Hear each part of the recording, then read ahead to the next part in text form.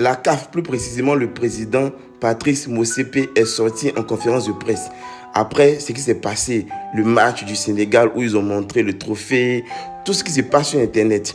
Et voici ce qu'il a dit. Il dit on doit passer à autre chose. On doit continuer à travailler pour développer le football. On doit supporter chaque nation africaine qui va disputer la Coupe du Monde. Et ça, c'est important. Les arbitres africains font partie des meilleurs du monde. Il faut les entraîner, il faut bien les payer.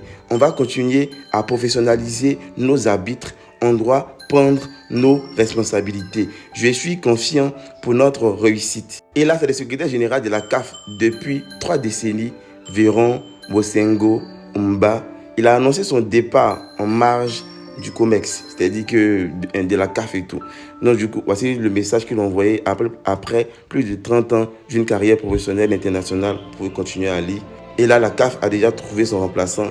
Il est nigérian et il s'appelle Samson Adamo. Voici un peu ce que la CAF a dit, le discours du président et tout. Vous pouvez regarder, mettre pause.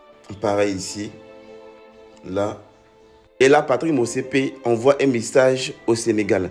Il nous dit il se rendra au pays dans les prochaines semaines. Mon message, c'est nous sommes avec vous. On vous supporte. Nous sommes tous africains. J'ai dit le même message au Maroc. Beaucoup de Sénégalais vivent au Maroc. On ne va pas se servir du football pour diviser les gens. Cela doit rassembler. Et pour terminer, il dit on respectera n'importe quelle décision prise par le TAS. C'est-à-dire si le TAS vient du c'est au Sénégal, on donne au Sénégal.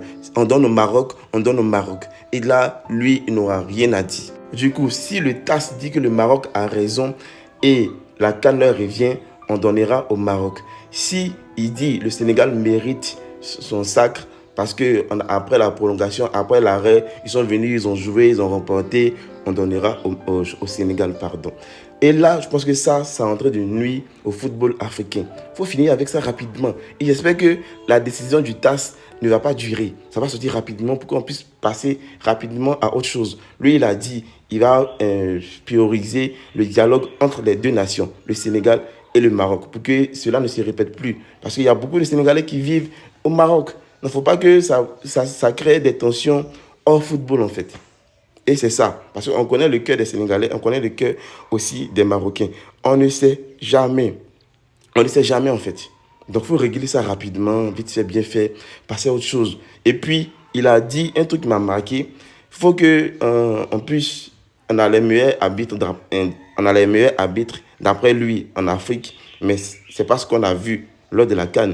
Il faut encore les former, il faut encore inculquer beaucoup de choses à ces arbitres-là pour que lors des gros matchs, des demi-finales ou bien même des finales, ou bien même aller même en Europe pour aller arbitrer lors de la Coupe du Monde, ils puissent représenter l'Afrique dignement.